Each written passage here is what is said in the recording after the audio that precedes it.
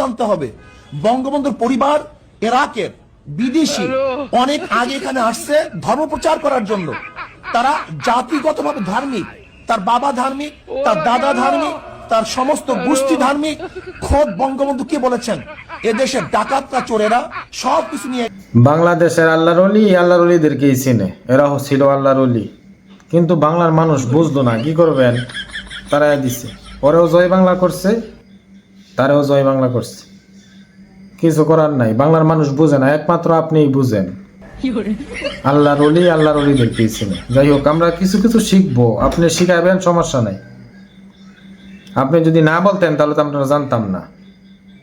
আপনি আল্লাহর ওলি হয়েছেন বলেই আল্লাহর ওলিদেরকে আপনি চিনতে পারছেন। তারা ইসলাম প্রচার করতে আসছিল, তারপর বাংলার মানুষ দুইটা জয় বাংলা করে দিছে।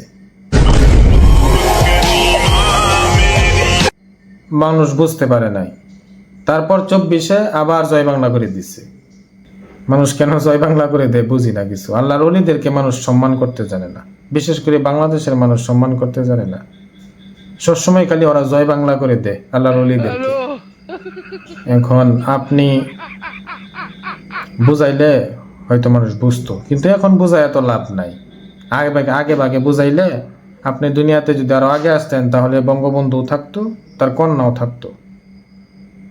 এখন তো দুজনকেই জয় বাংলা করে দিছে বাংলার মানুষ। এখন বুঝাই লাভ আছে? আগে ভাগে বোঝানো উচিত ছিল। ধন্যবাদ হুজুর, ধন্যবাদ।